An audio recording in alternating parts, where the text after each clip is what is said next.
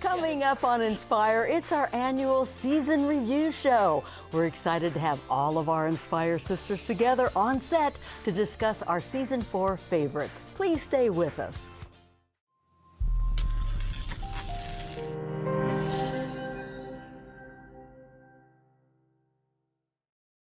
Inspire is sponsored by the estate of Ray and Ann Goldsmith, and the Raymond C. and Marguerite Gibson Foundation, and Friends of KTWU. We appreciate your financial support. Thank you.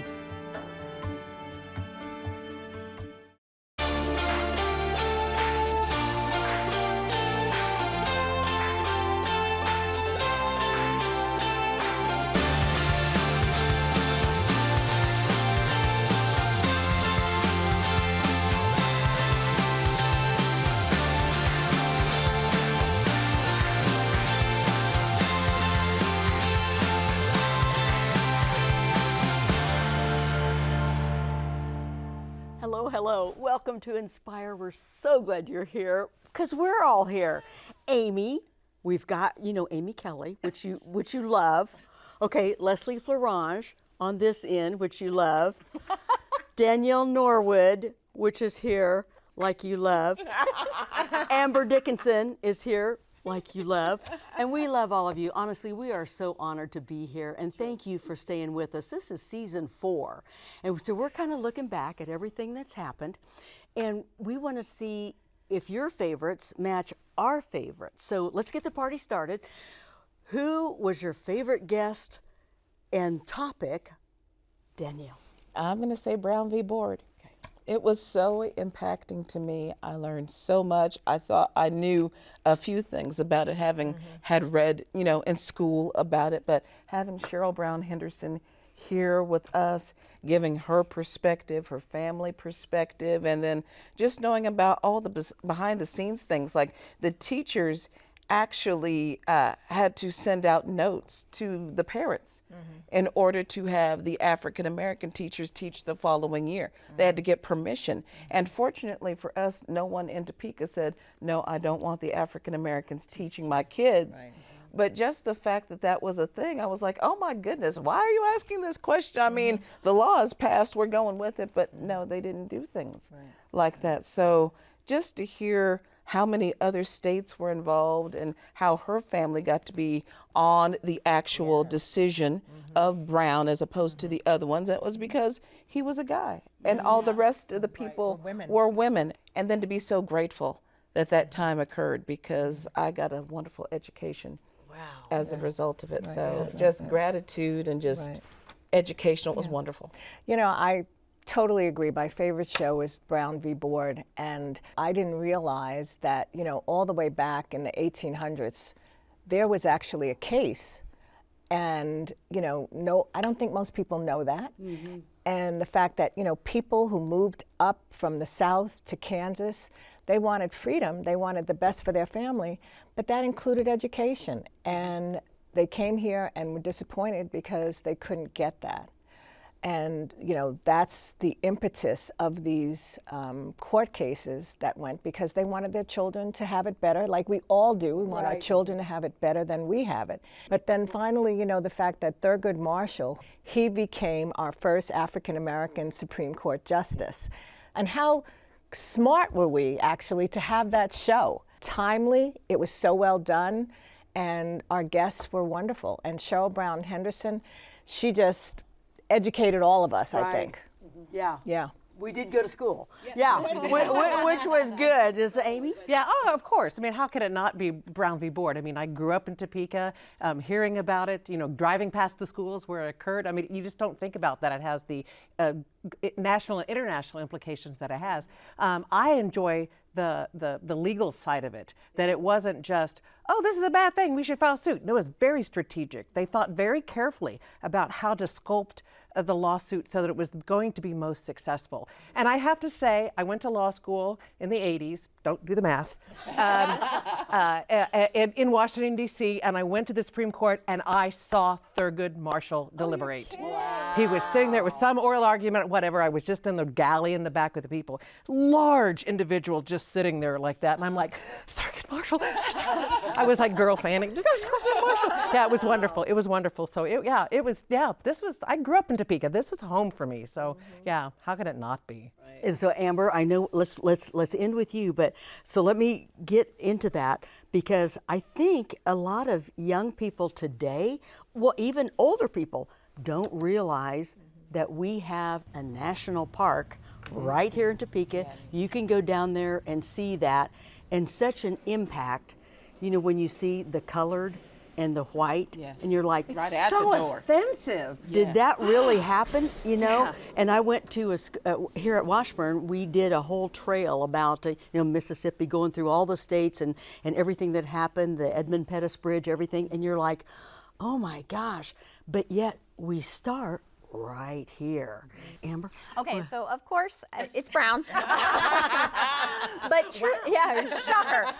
But truly, from a political science professor perspective, it was information that I couldn't have gotten anywhere else. And I just kept having these moments while we were taping the show where I was like, I can't believe that I'm getting to talk to Cheryl Brown Henderson, because I've taught this case for so many years. Oh, good point. And I think that some of the things that Mrs. Brown Henderson said that I really took away from it are things that I needed to improve on in my classroom. So number one, she made a comment that, we need to remember not to just focus on the bad things that happened to Black and brown people during civil rights, and that there needs to be more discussion about the positive things, as opposed to, this concept of all the bad things that were leading up to the case and all the bad things that happened after the case. And so that was a really big learning point for me. And again, what I valued so much about getting to actually speak to Mrs. Brown Henderson was that, I try to be really cognizant when I'm presenting this information. I am white. I will never know what it is like to walk through the world as anything other than white. And so what I try to do in my lessons is bring the perspective of the people who know what it feels like to walk through this world through that lens. And so for me, I couldn't have, it was like a gift-wrapped presentation to my students. It was so beautiful, and I'll treasure it forever. All right, that's awesome. Oh, man. Awesome. So all of our shows featured inspirational guests that shared so much knowledge with us. And speaking of knowledge, I'm sure I speak for all of us when I say that I learned so much throughout this season. So Leslie, if we can start with you, what did you take away, or how did your perspective become expanded through this season of Inspire? I would start with loneliness, right? Because that was actually a topic I was really hot for us to cover this time. One of the things that I learned was I thought it was a lot of senior citizens, right? Because they get sort of shut in. They don't always have, family or friends to come and see them.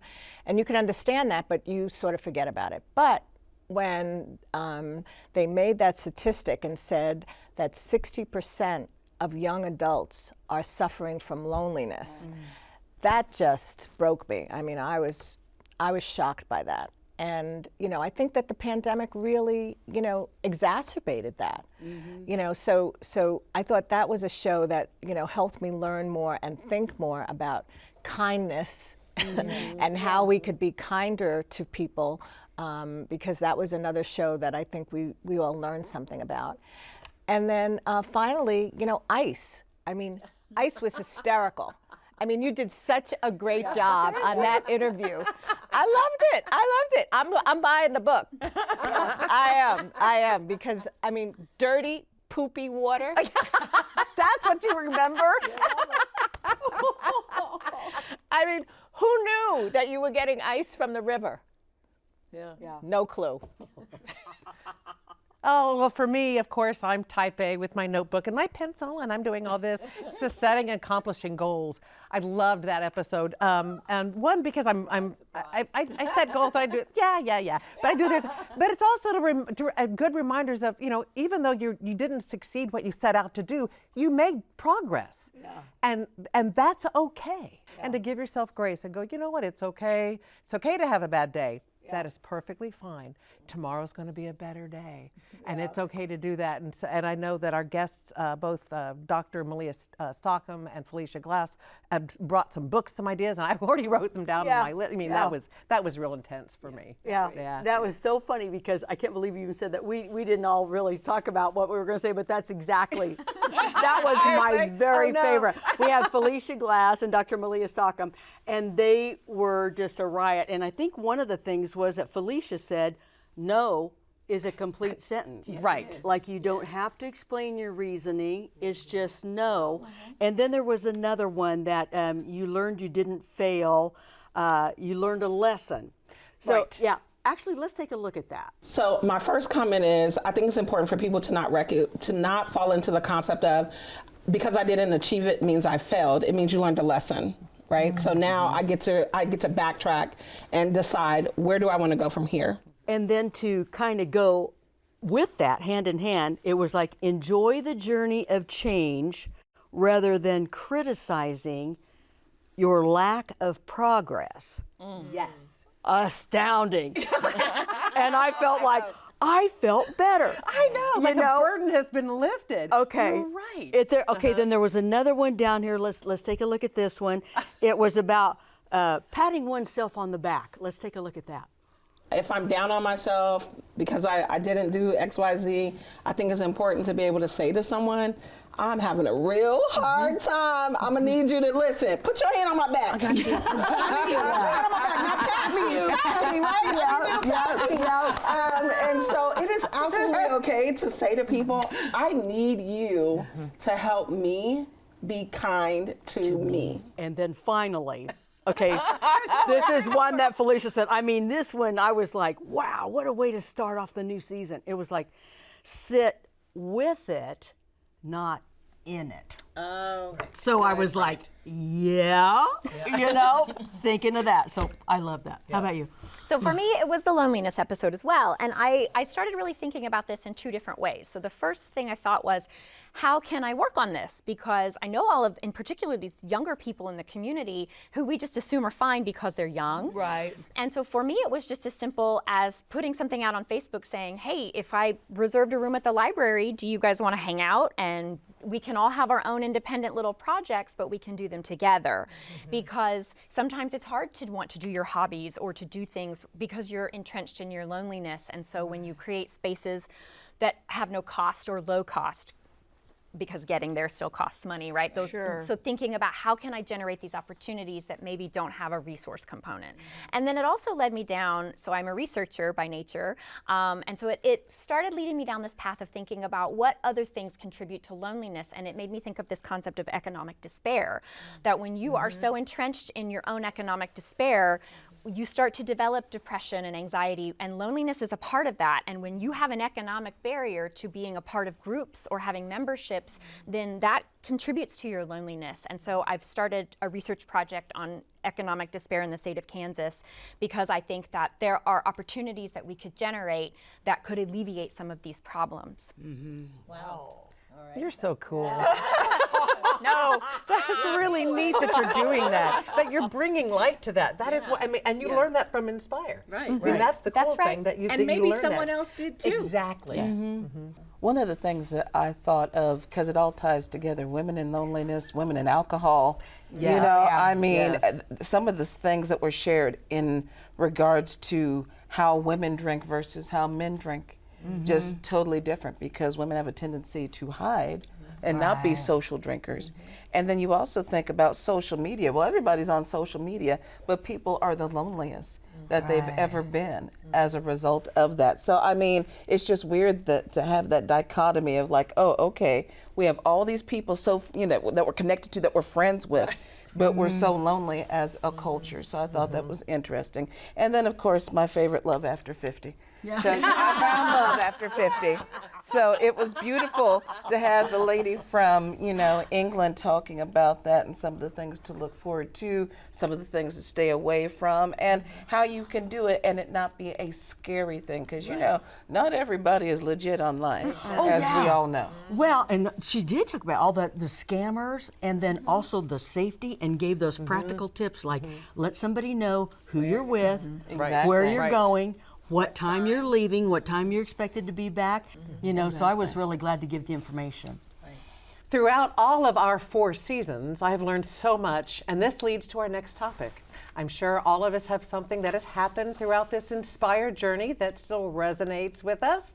Amber, can you tell us about your most memorable Inspire experience? Like of all time? If you have an all-time.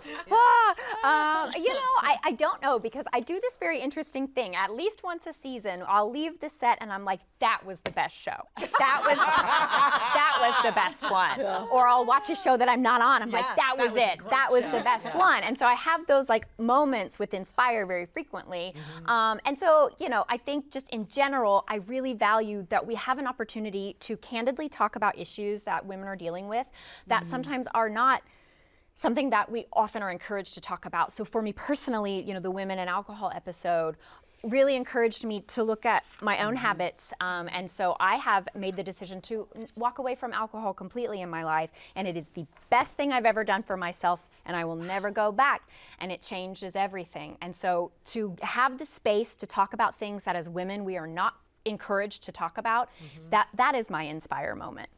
Right. That's incredible. And I love the sequence on the nostalgia room that they have. And that was Yes. wonderful. It was That wonderful. was wonderful. That you can have really interesting drinks that don't have to be alcoholic, but you still feel like you're participating and you're with friends and it's social. You get all that. And they're amazing drinks, aren't they? And the Yes, nostalgia room and is you've been amazing. there, which Yes, is part I of have. why Yep. we had that particular show with them on, which I personally loved. Yeah, it was so tasty. Yes, They- it was. I know, they're really good. Why don't you elaborate on what your favorite? Oh my gosh. I think we could talk forever about menopause. I think every year we should have a Menopause segment update. on menopause update on women and medical issues. I mean, because we still don't bring so many things to light. And I think we should do something like that. There are just topics for women that society says, nope, we're not having open conversations. Right. And then you get into perimenopause, not that I'm speaking from experience, and you're like, what is this? Yeah. And so And am I alone? Does anybody else? Does anything? Does this happen to you? You want to hide. It's You terrifying. want to hide. Absolutely. 100%. I literally did hide in my closet and cried. And then I was like, oh, I think I'm in perimenopause. but these are topics that we are not. How would you know? We are not encouraged to discuss. And we should. What I really was struck by with the loneliness episode was this whole idea of not just depression that can lead to loneliness, but also health issues, such as the one that really stood out to me was obesity. And we don't talk about that. I know in the pet care industry, we talk a lot about dogs that need to lose weight so they'll live longer. But, when you feel bad about yourself, I'm gonna tell you, I looked at when we were in season 1 and now in season 4, and I've gained weight. And I'm thinking, I'm not obese, but oh man, and you can't help it, your body changes, and you really need to change your habits. And I think those are the kinds of things that we need to talk about more. What do these health issues really mean for women? There's menopause, there's obesity, there's all these other issues that really have a big impact on women. Well, and then I'm thinking in terms of I'm just the reverse because I started out over 300 pounds for the first episode, and now I'm considerably smaller than that. So every time that I see our slides, with all of us downtown, I'm like, ooh, that was an ugly time. I mean, because again, you just think in terms of the negative, and why do we fat shame? And why do we think that, people who are taking medical enhancements to help them lose the weight, why are they being judged so harshly? I mean, Oprah did a whole series on it, and I think that we need to jump into that too, because again, whatever we want to do as women or as men, let us do what we need to do to feel good about ourselves and get your nosy self out of our business. Yeah, but I think it also, when we have the opportunity to discuss things like this, it also allows us to think about things from a different perspective, right? We spend a lot of time in our society when people are obese telling them how wrong they are,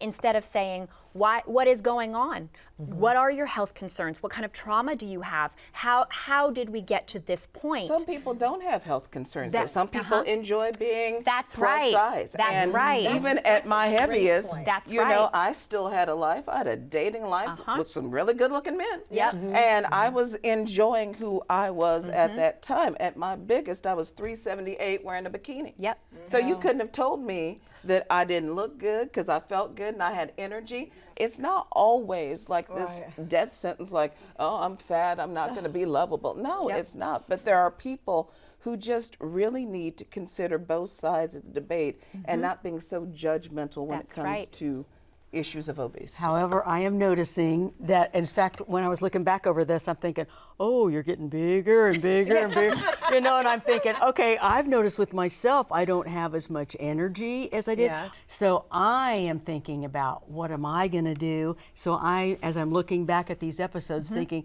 okay, what have I learned from this? Yeah. And I need to put it into practice. Exactly. And I think this season offered so many of those opportunities, especially when we look at things like loneliness combined with alcohol issues, combined with finding love, with positive friendships. Yeah. And all these- kindness. That was Kindness, wonderful. yes. That was wonderful. Giving yourself some grace, Yeah. but not too much grace Yep. that you fall off the wagon and don't do anything. But this speaks to Danielle's point exactly about you viewing people with kindness and accepting people where they are instead of expecting them to fit some kind of idea we've created.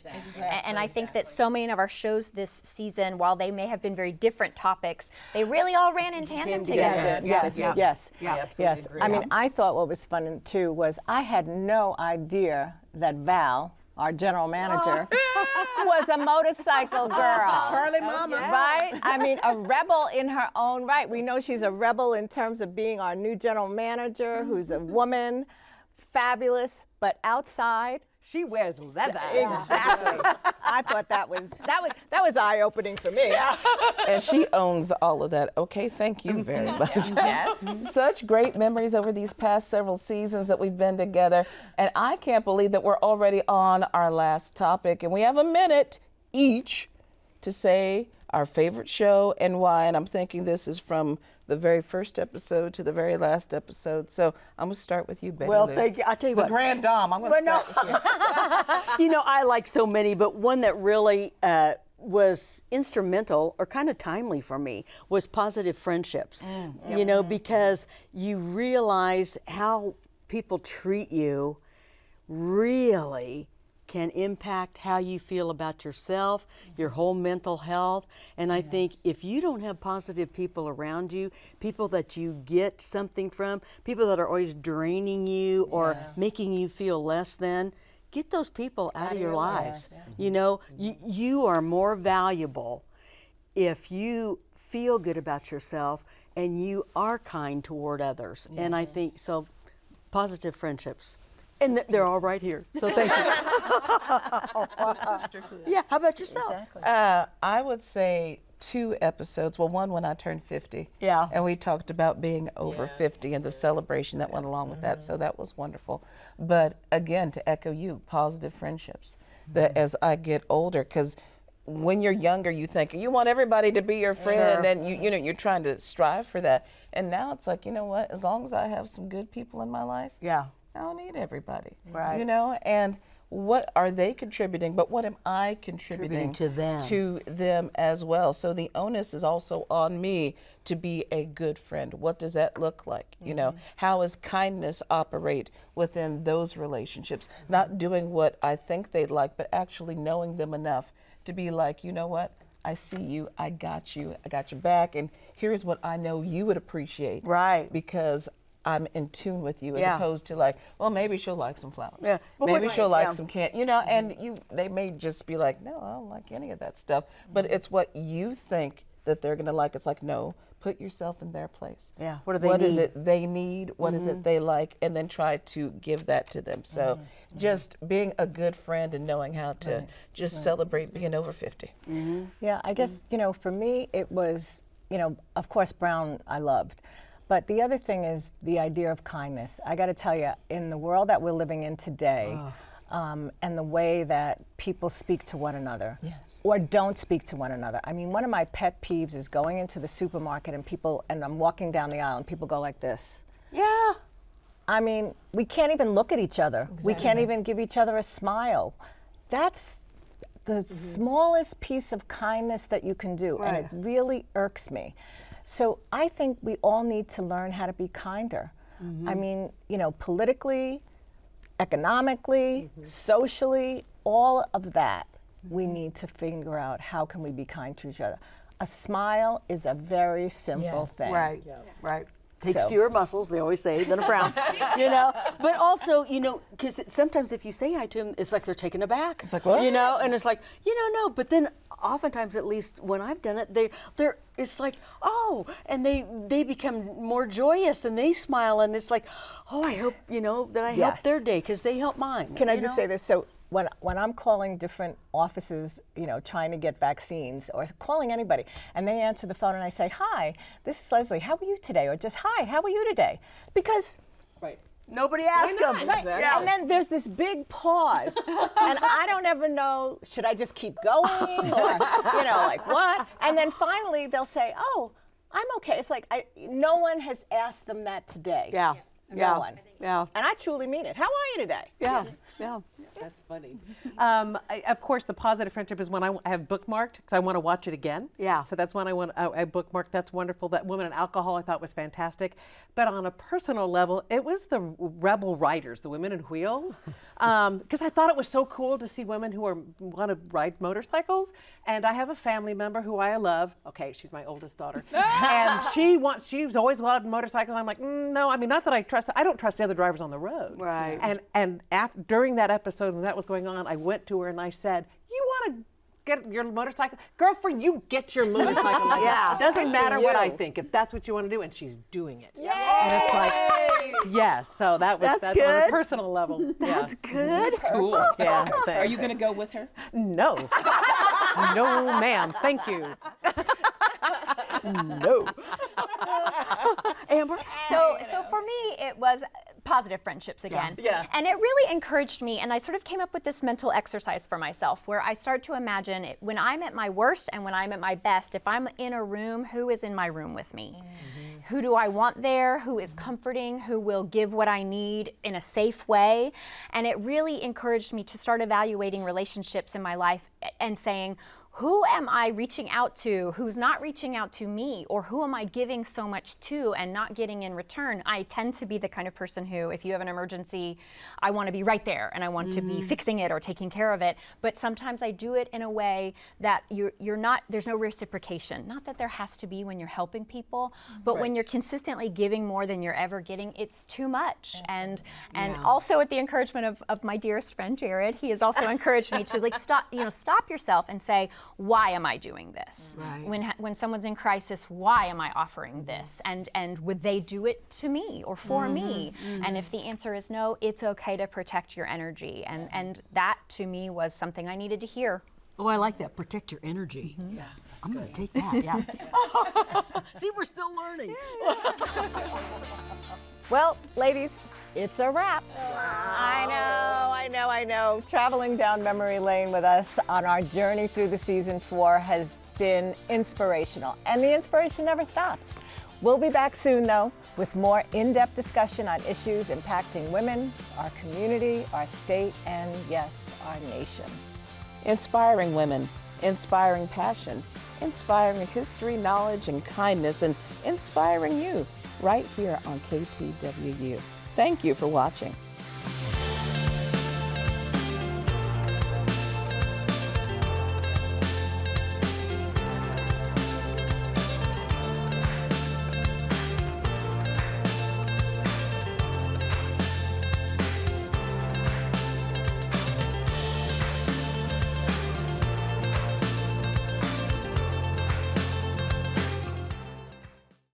Inspire is sponsored by the estate of Ray and Ann Goldsmith, And the Raymond C. and Marguerite Gibson Foundation. And Friends of KTWU.